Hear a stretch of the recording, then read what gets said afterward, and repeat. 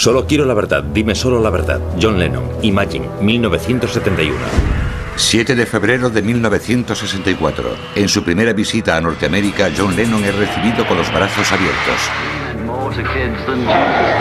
Pero a finales de los 60, John Lennon tenía al gobierno americano tras sus pasos. A los Lennon les grababan e intervenían sus teléfonos. Siempre comprometido. Esta es la historia del Beatle que no transigió. El FBI tomó nota de las letras que cantaba Lennon. Es la historia de agentes del gobierno que temían que estuviese involucrado en tramas para impedir una elección presidencial. Es la historia de cantantes, espías y secretos que permanecen ocultos. Era uno de los considerados radicales de los que quería deshacerse el gobierno americano.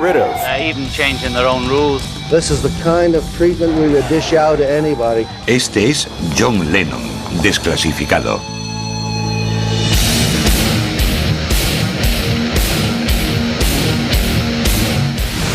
Desclasificado, John Lennon. Marzo de 1966. Los Beatles han conquistado Norteamérica, pero Norteamérica está a punto de contraatacar. Los Beatles eran desde luego una fuerza cósmica. Creo que había algo superior, llámelo como quiera, que se canalizaba a través de ellos.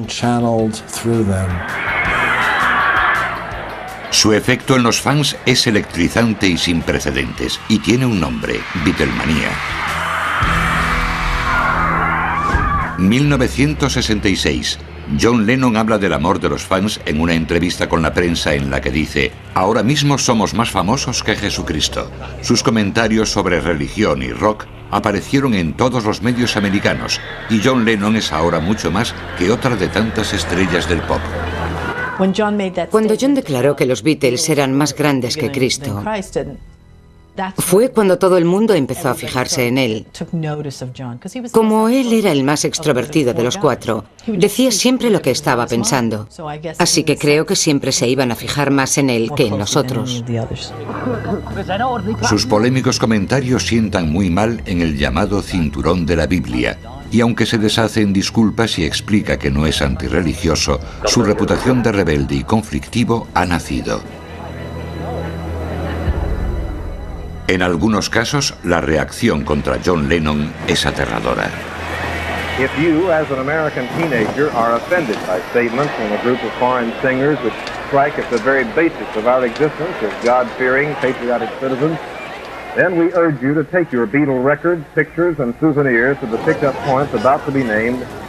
On the night of the Beatles' appearance in Memphis, August 19th, they will be destroyed in a huge public bonfire at a place to be named soon. I just didn't mean what everybody thinks I meant, you know. I'm not anti-Christ or anti-religion or anti-God, you know. We meant more to kids than Jesus did, or religion at that time. I wasn't knocking it or putting it down, I was just saying it as a fact. If it had said television is more popular than Jesus, I might have got away with it. La preocupación por la seguridad es grande durante la gira de los Beatles por Norteamérica, pero la polémica se apaga poco a poco. Aún así, John Lennon ha causado impresión en los Estados Unidos. Lo que pasaba con John era que, sí, era una persona tímida y retraída, pero también decía lo que pensaba en todo momento.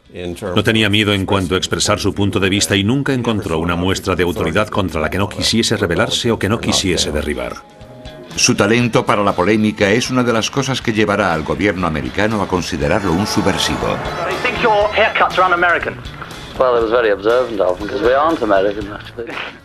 John Lennon tenía una sensibilidad muy especial.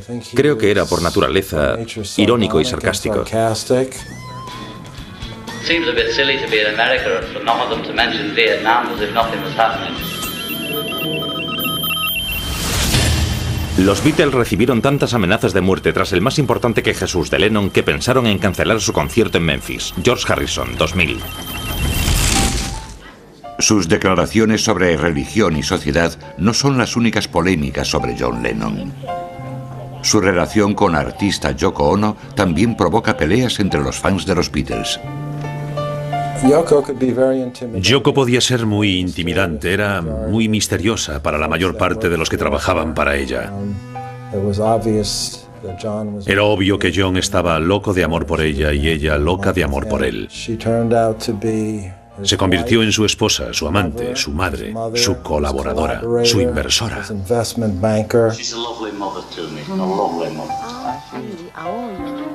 Well, that's too long, you see. I only want one line. I know. But you see, in Japanese, I know that you've heard it before. It's long in Japanese. 18 de octubre de 1968. Redada de la policía de Londres en un piso propiedad del batería de los Beatles, Ringo Starr. John y Yoko viven en él por esa época. La primera vez que yo supe de John y Yoko es que tenían problemas con las autoridades porque son detenidos por drogas en casa de Ringo. Ringo tenía ese sótano o bajo en algún lugar de Londres. Al mando de la redada está el sargento Norman Pilcher, que ya ha aparecido en los titulares por arrestar a los Rolling Stones y otras estrellas de rock por cargos relacionados con drogas. La fama mundial de los Beatles estaba en su apogeo y había llegado el momento de destruir lo que habíamos creado. Creo que John Lennon y los Beatles se convirtieron en objetivos muy obvios para el sistema. Ya no eran los número uno, los ídolos, sino hombres a los que había que apear de su pedestal. Al principio, John y Yoko niegan la entrada a la policía, pero cuando entran, un perro adiestrado descubre una pequeña cantidad de hachís o resina de marihuana escondida en un baúl. John fue bastante noble. Aparte de denunciar públicamente cómo los habían maltratado, se hizo responsable de todo al declarar que Yoko no tenía nada que ver con aquello. Lennon es condenado a pagar únicamente el equivalente a $200 por el delito, pero el arresto por drogas le traerá problemas años después en Norteamérica. El sargento Pilcher de la policía comete perjurio y es encarcelado, aunque Inglaterra no invalidará la sentencia de John Lennon. 1968. Mientras John y Yoko se defienden de los cargos por drogas en Londres, en Norteamérica los estudiantes se manifiestan apasionadamente en contra de la postura del gobierno sobre la guerra de Vietnam. Es año de elecciones y ese verano muchos llevan su lucha contra la guerra a la convención del Partido Demócrata en Chicago. El alcalde Daley se niega a permitir la que habría sido una manifestación muy numerosa. Así que se convirtió en una batalla por ejercer el derecho a protestar en las calles, aunque los permisos no se habían concedido. Lo que significaba que podían arrestarte en cualquier momento. Y eso supuso unos 5 días de enfrentamientos en la calle. Una persona asesinada, muchos otros apaleados, incluso periodistas, porque no querían que el mundo lo viese. Tom Hayden es uno de los 7 de Chicago, líderes de las protestas que están siendo juzgados por conspiración. The chief street tactician is Tom Hayden, student leader. But you're going to march anyway. Are you expecting trouble? We expect to march. What does we expect trouble all the time. We're coming to Chicago by the tens of thousands, whether or not there are any permits given. Después de que Nixon fuese elegido unos meses más tarde, tras prometer que acabaría con el desorden, nuestro caso se volvió prioritario y fuimos procesados y acusados de conspirar, lo que legalmente significa actuar en paralelo, para organizar las revueltas de la convención.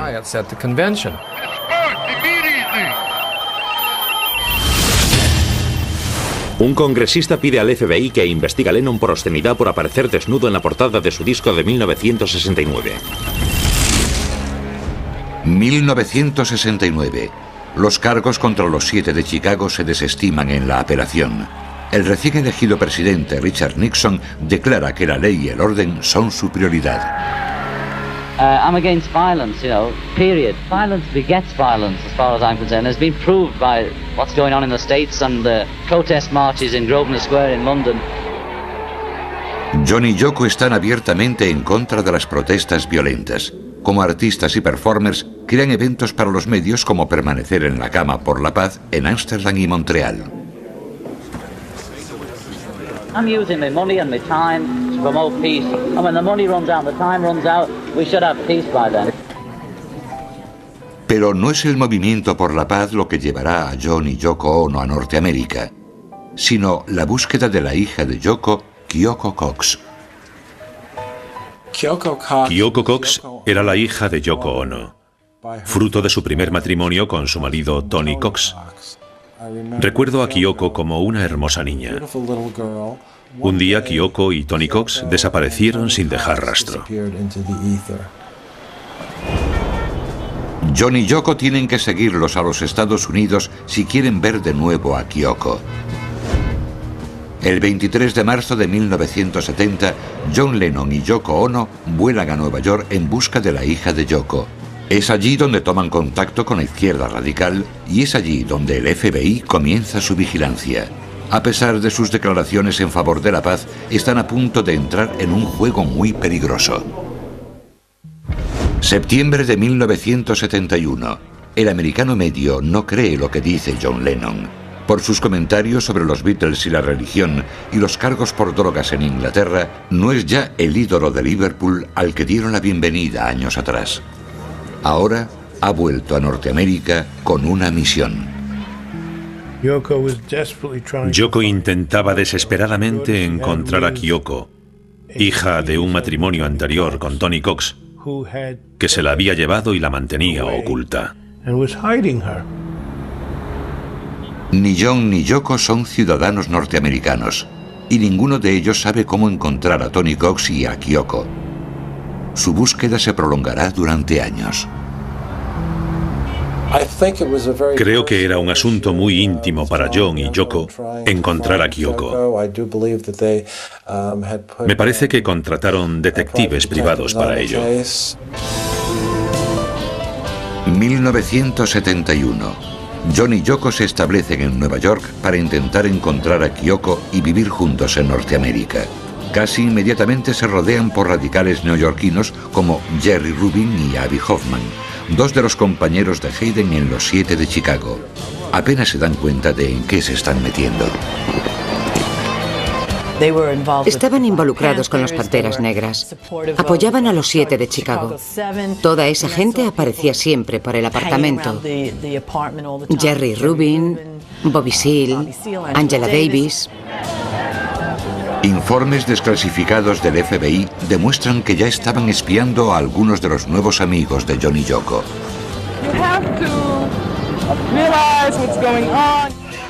Estos son los líderes de la izquierda en los Estados Unidos y de la protesta y la revolución. Era gente sobre la que leía en los periódicos. Nunca creí que llegase a verlos, pero allí estaban. Y hubo ocasiones, creo que era el cumpleaños de Angela Davis o algo así, en las que Yoko me decía, coge este regalo y llévaselo esta noche. Y yo decía, vale, sin pensar en nada más que, wow, le voy a llevar esto a una persona sobre la que leo en el periódico. La mayor estrella es el propio John Lennon. Rubin y Hoffman intentan persuadirlo de que apoye e incluso encabece sus actividades. Yo era una pobre inocente, porque creo que era la más normal. Así que siempre confiaban en mí para hacer todo tipo de cosas con John y Yoko. Nunca pensaba en el peligro, así que no era consciente de él, pero también sabía que algo ocurría. Elvis Presley dice al FBI, el mal aspecto de los Beatles y su música sugerente fueron el comienzo de los problemas de hoy con los jóvenes. El FBI y el Departamento de Justicia toman nota de las amistades de Lennon. Activistas como Angela Davis, Jerry Rubin y Abby Hoffman ya están etiquetados como peligrosos subversivos por el FBI. Así que se formó un gran equipo con la florinata de nuestras agencias de inteligencia para poner fin a estos problemas, costase lo que costase. Tanto las protestas violentas como las no violentas de los 60 inspiran un gran temor en la sociedad norteamericana. El FBI crea archivos secretos sobre oponentes políticos al gobierno que incluyen a personas como John Lennon. Solo años más tarde los informes se desclasifican y los activistas se enteran de la vigilancia permanente. Al final conseguí los informes que el FBI había reunido sobre mí. 22.000 páginas hasta 1976. Y el primer informe trataba de cuando era un inocente estudiante y columnista de la Universidad de Michigan. Había escrito un comentario crítico con el Comité de Actividades Antiamericanas y un agente del FBI lo recortó y se lo envió a J. Edgar Hoover. La existencia de los archivos del FBI sobre gente como Tom Hayden y John Lennon es un secreto a voces en la sociedad norteamericana, pero hasta hoy nadie puede decir cuántos informes se crearon. De esos archivos dependen los norteamericanos para combatir el terrorismo doméstico y los crímenes interestatales. También era competencia del FBI, y es hoy competencia del FBI, cualquier tipo de amenaza contra los Estados Unidos, tanto desde dentro como desde fuera. Así que si existen grupos radicales o existen grupos que quieren derrocar al gobierno americano, por ejemplo, o quieren alistarse en grupos terroristas, todo eso entra dentro de las competencias del FBI. Los líderes de la izquierda en los 60 son una amenaza para la política del entonces presidente Richard Nixon y el durante muchos años director del FBI, J. Edgar Hoover. Durante el periodo de J. Edgar Hoover, el FBI tendía a confundir la legítima disensión política con los esfuerzos por derrocar al gobierno. Así que si alguien se manifestaba en contra de la guerra de Vietnam y no le gustaba el gobierno, inmediatamente era considerado sospechoso por el FBI. El FBI planea neutralizar a algunos líderes de la contracultura haciendo pública su homosexualidad. Diciembre de 1971. Jerry Rubin intenta convencer a John y Yoko para que participen en un concierto a favor de un radical llamado John Sinclair. John Sinclair era un activista político de Michigan que fue sentenciado a 10 años de prisión por posesión de 2 cigarrillos de marihuana. Obviamente no fueron los cigarrillos de marihuana los culpables de esa sentencia. Fueron sus convicciones políticas. Jerry Rubin contactó con Yoko en realidad, y le preguntó si subiría a cantar en el concierto benéfico que se organizaba para llamar la atención sobre el caso de ese chico, que pasaría 10 años en la cárcel por una pequeña falta. Rubin lo concibe como la primera parada de una gira nacional anti-Nixon. This rally is going to be the first of prison rallies all across this country, demanding that they lay down the bars and let all the prisoners out. Program is not for winding down no thing, nowhere, Richard no Nixon. Getting rid of Richard Nixon. This man Nixon and his war makers. Everybody knows. And I wish that Nixon knew it. Se llamó el concierto Liberad a John Sinclair. Fue la primera vez que intentaron conectar los proyectos contra la guerra con la música. Fue un evento fantástico. Stevie Wonder, Commander Cody, MC5, discursos de Jerry Rubin, de Bobby Seale, líderes de la nueva izquierda. The only solution to pollution is a people's humane revolution. Selling heroin. Utilizando la fama e influencia de esos artistas, los organizadores como Jerry Rubin deseaban provocar manifestaciones contra la guerra de Vietnam como parte de una gira nacional que acabaría con decenas de miles de manifestantes en la Convención Republicana de San Diego en agosto del 72. Si Rubin lo conseguía, este evento haría parecer el de Chicago en el 68 un tranquilo domingo en el parque. El FBI clasifica como secreta la letra de la canción protesta de Lennon John Sinclair, aunque aparece en su álbum de 1972, Sometime in New York City. We came here not only to help John and to spotlight what's going on, but also to show and to say to all of you that apathy isn't it, and that we can do something. El FBI estaba entre el público y tomó nota de todo lo que dijo cada uno, incluidas las canciones que cantó Lennon en esa ocasión. Dado que era el tipo de actuación y el tipo de concierto que esperaban llevar a cabo en muchos otros lugares, resulta muy significativo. La posibilidad de una docena o más de conciertos antibélicos convierten a Lennon en objeto de un espionaje todavía mayor. viaja con un grupo salvaje y radical. El FBI sospecha que está interesado en derrocar al gobierno. El archivo del FBI sobre Lennon está empezando a crecer.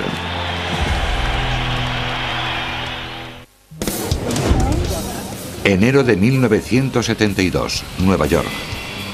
Richard Nixon es presidente y responsable de los más violentos y trágicos días de la guerra de Vietnam.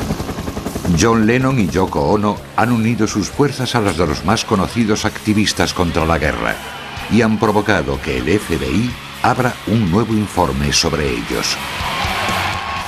No es que viesen a John como una amenaza, es que John era una amenaza real para los Estados Unidos, porque quería usar su poder, como la gigantesca celebridad que era, con cientos de millones de personas pendientes de sus palabras en todo el mundo para intentar que la guerra terminase.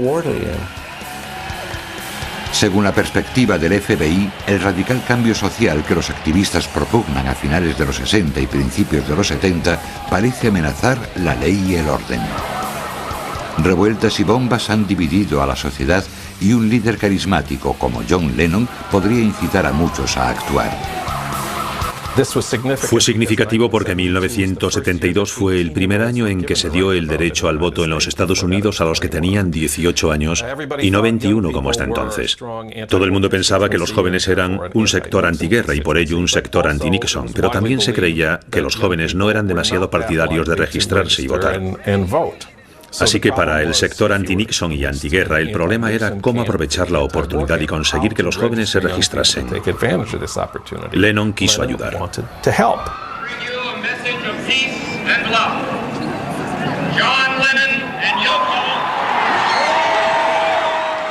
Un posible objetivo para una acción callejera de la izquierda es la convención republicana prevista para agosto de 1972. Había reuniones eternas con Jerry Rubin y Bobby Seale, y la idea era, ya sabes, impedir la convención.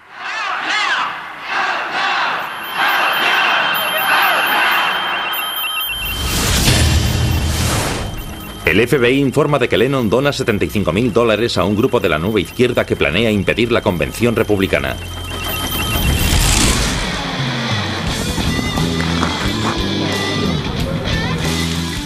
La guerra de Vietnam continúa.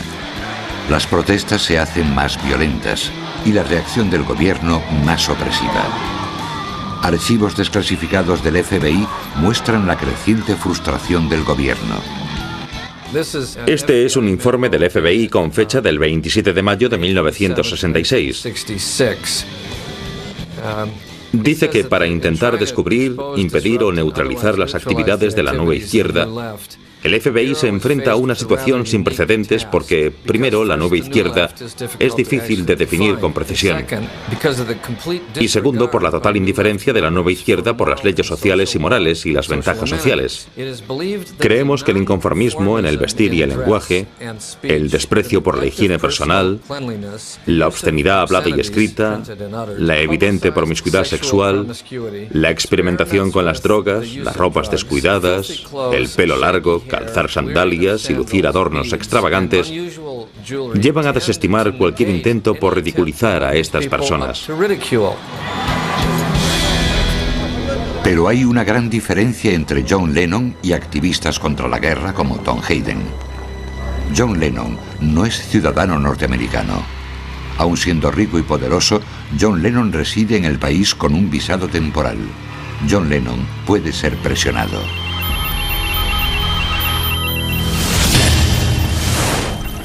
Los informes del FBI afirman que John y Yoko grabaron una cinta de media hora para la radio de Vietnam del Norte. Cómo está siendo vigilado Lennon es un misterio en el 72.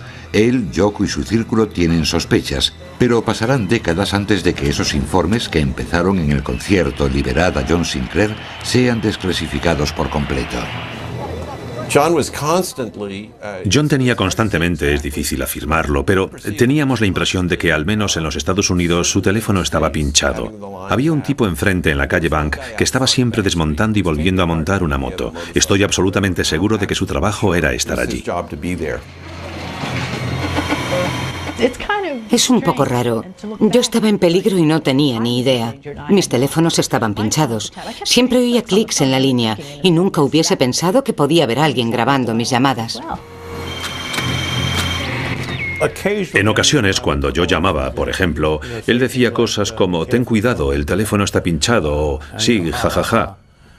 Pero creo que había algo de verdad en todo eso. John y Yoko incluso hablaron de vigilancia en la televisión nacional con Dick Cavett. Creo que era sabido que los Lennon eran vigilados con cámaras, grabaciones, micrófonos y toda clase de cosas. Esas cosas se les hacen a gente como ellos. El monstruo de dos cabezas de la hija desaparecida y la administración intentando alterar sus vidas y echarlos del país era emocionalmente un peso muy difícil de llevar, y hablaban de ello en privado o en público.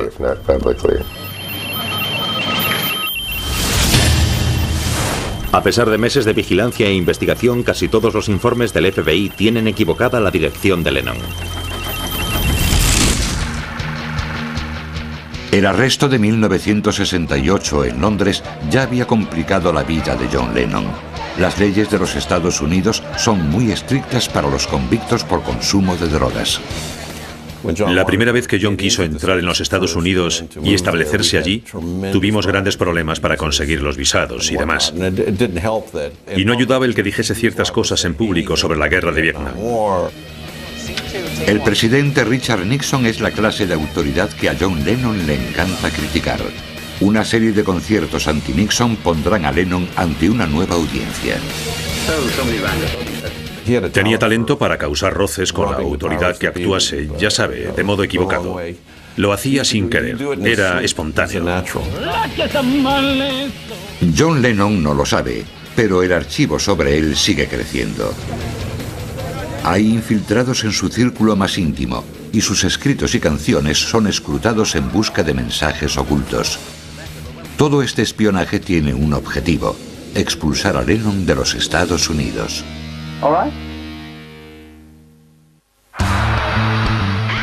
Tras hacer amistad con los líderes de la izquierda radical como Jerry Rubin y Bobby Seale, John Lennon ha atraído la atención y las iras de la derecha. La presión se centra en cogerle antes de que pueda utilizar su enorme popularidad para influir en las elecciones presidenciales del 72. If you stay in the country, will you pursue your activism? Well, I don't know what activism is. We're sort of like journalists who sing and write about it. I'd always look at every offer to help very thoroughly and decide the pros and cons. Febrero de 1972. John y Yoko caldean el ambiente. No solo son entrevistados por Dick Cavett y Mike Douglas, sino que aparecen a menudo en las noticias de la noche. John y Yoko usan la poderosa luz de los focos fijos en ellos para dejar que brillen sus amigos activistas como Jerry Rubin. Jerry Rubin. It's like a whole cultural renaissance is about to begin. Because all the people that say that the movement, the revolution is over, they ought to see what's going on right here, because it doesn't look over to me. This is like a dream. John Lennon es el hombre que atrae a las multitudes. Agentes del FBI graban las apariciones en televisión de Lennon y sus amigos para examinar sus declaraciones anti-Nixon. 4 de febrero de 1972. Mientras John y Yoko demuestran su apoyo a sus amigos de la izquierda, un informe personal y confidencial circula entre el Servicio de Inmigración y el Senado. Había un informe enviado a la Casa Blanca de Nixon. Procedía de Strom Thurmond, el senador republicano por Carolina del Sur. Informaba del plan de Lennon, de la gira nacional de conciertos para que los jóvenes se registrasen para votar. Este informe confidencial dice: líderes de la nueva izquierda radical pretenden utilizar a John Lennon como reclamo para aumentar el éxito de festivales de rock y manifestaciones. Esto proporcionará enormes cantidades de dinero a las arcas de la nueva izquierda y solo conducirá a una confrontación entre una turba controlada por este grupo y los agentes de las fuerzas del orden de San Diego. Fin de la cita. Y concluía, si Lennon fuese deportado sería una contramedida estratégica. Es una cita de uno de los documentos de los que pude obtener una copia. Antes de un mes el gobierno está trabajando duro para expulsar a John Lennon del país. Hasta que el archivo del FBI sobre él sea desclasificado, solo los documentos legales públicos pueden explicar lo que está pasando. El FBI comete un error al crear un póster de Se busca de John Lennon con la fotografía de otra persona, el amigo de Lennon, David Peel. 6 de marzo de 1972. El Departamento de Inmigración entrega a John y Yoko una orden de deportación. Well, yeah, we're a bit shocked, you know. Why? Because our daughter's here. We still haven't found her. We got a piece of paper. That means that I can't see my daughter. It's a civil case and I have custody papers, but I can't find her. Do you have any idea where the child is right now? She was in Texas when Mr. Cox opened the proceedings there, but as we began to win, he left. And we don't know where he is, and nobody knows where he is, neither the sheriff nor the judge who put the order. No, nobody's got an idea. And if we have to go out of this country now, that means that it's synonymous to losing my child, you see, it really is. And I really don't want to do that, so it's very important for us. What's the child's name? Kyoko. Can we talk to you when you come out? All I care is really her happiness, so I just feel that she needs to see her mother as well as to see her father. Why have you been seeking her custody? John Lennon iba a ser deportado por los Estados Unidos por un supuesto consumo de droga en Inglaterra. Yo estaba en el caso como asesor. Trabajé con un excelente abogado de inmigración, Leon Wildis, para impedir esa deportación. El cargo por drogas de 1968 en Londres hace vulnerables a Yoko Ono y John Lennon, ya que según las leyes norteamericanas, una condena por posesión es suficiente para expulsar a alguien del país.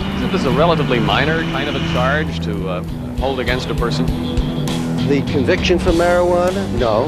Unfortunately, the law denounces it, and while that stands, there's no form of relief that's possible in his case. This is the law, and there's no way of overcoming that. Y por supuesto todo era una fachada.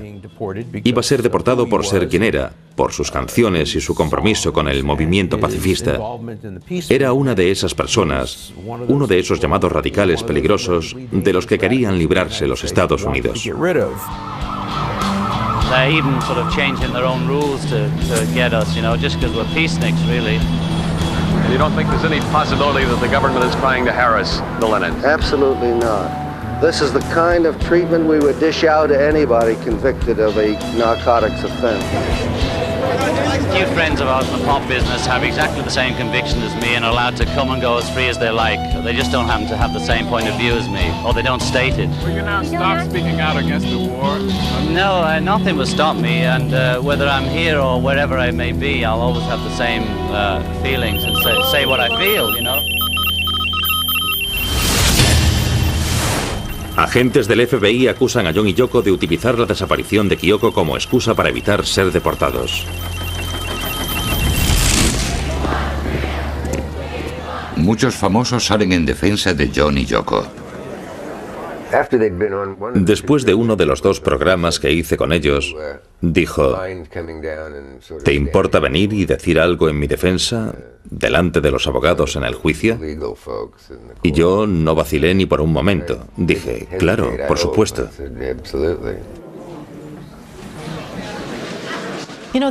El arresto por la droga era lo único que tenía el gobierno para decir: no permitimos que entren delincuentes en nuestro país, ya sabe, condenados por drogas.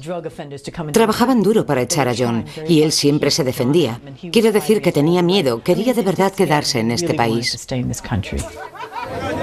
Well, I've met a lot of New Yorkers who complain about it, but nobody moves out. It's the greatest place on earth. We're artists, you know. For artists, it's really a very stimulating place. New York is what Paris was in whenever Paris was for artists, and this is the center of the art world, and we want to be in the center. La vigilancia encubierta continúa, pero Lennon consigue seguir. Pronto serán revelados los secretos de esa vigilancia. La conmoción de un asesinato llevará a desenmarañar los archivos del FBI sobre John Lennon. John Lennon continúa siendo el centro de atención del FBI. Hasta ahora solo circulan rumores, apoyados por el informe de Strong Thurmond. La verdadera historia sobre quién está investigando a John Lennon y por qué lo hace permanece clasificada. Las pruebas de peso se encuentran en archivos secretos. Lennon afirmaba que su condena por drogas era solo un pretexto para expulsarlo del país debido a su activismo político, su postura contra la guerra y sus críticas en público hacia Nixon. Lo que Lennon decía tenía sentido. Por otro lado, la ley era la ley en aquellos días. La investigación secreta permanece oculta, pero tiene graves efectos. John Lennon no encabezará la serie de conciertos. La explosiva contramanifestación en la Convención Nacional Republicana de 1972 nunca tendrá lugar. Richard Nixon consigue la reelección en un ambiente de conmoción. Según lo ocurrido en el juzgado de inmigración, Lennon estaba bajo una orden de abandonar el país antes de 60 días, comenzando en febrero de 1972. Y eso podía seguir posponiéndose y ampliándose, pero durante casi 2 años la amenaza de ser deportado en un mes o 2 pendió sobre su cabeza en todo momento. La controversia se convierte en una prolongada y constante batalla legal para conseguir los visados de la pareja. Tras años de batallas legales, en 1976, él y Yoko Ono consiguen el derecho a permanecer en los Estados Unidos. El FBI cierra su archivo sobre Lennon citando su inactividad en actividades revolucionarias y su aparente marginación de los radicales de Nueva York. Former Beatle John Lennon was shot and killed in front of his home on Manhattan's Upper West Side tonight. John Lennon was shot at 1 West 72nd Street. He was removed to Roosevelt Hospital. John Lennon es una de las historias más tristes. ¿Qué habría ocurrido si siguiese vivo? Pero también, ¿y si el FBI no le hubiese perseguido? Creo que todos le recuerdan como artista y músico, y un número cada vez menor de personas recuerdan que fue considerado un enemigo del Estado. Es el único caso que gané que desearía haber perdido. Si hubiese perdido ese caso, John Lennon habría sido deportado a Inglaterra, y Chapman no habría podido dispararle en las calles de Central Park. La conmoción por la muerte de Lennon se siente en todo el mundo. Para millones de personas es más que un héroe del rock and roll, más que un compositor. John Lennon es además un icono del movimiento pacifista.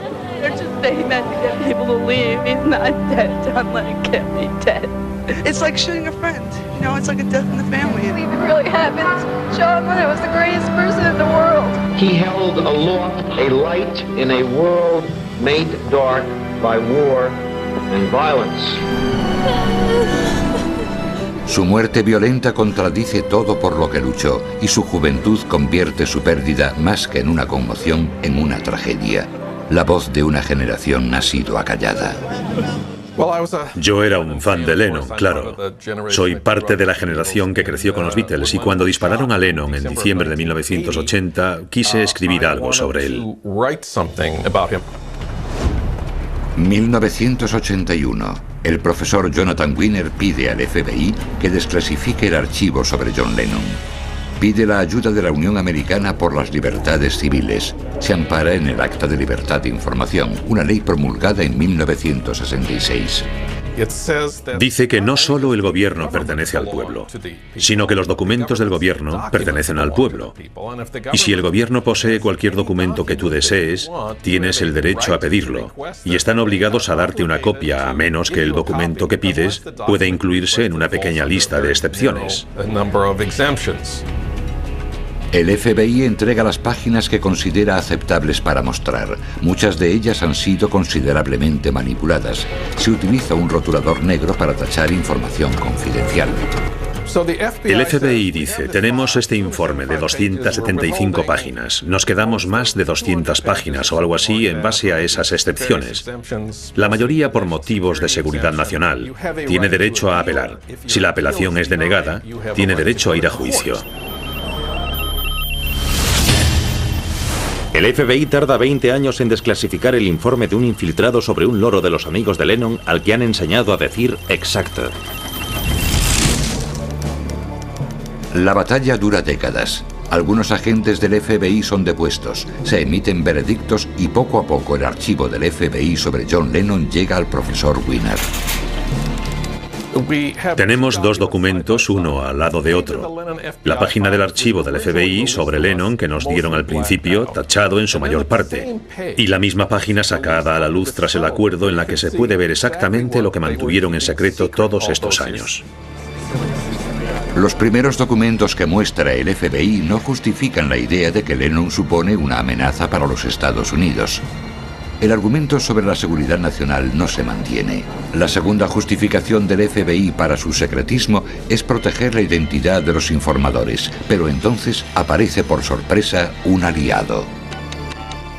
Inesperadamente recibo una llamada de una mujer que dice ser Julie Maynard y que era uno de los informantes confidenciales del FBI que aportaban información sobre John Lennon. Están a punto de aparecer nuevas páginas.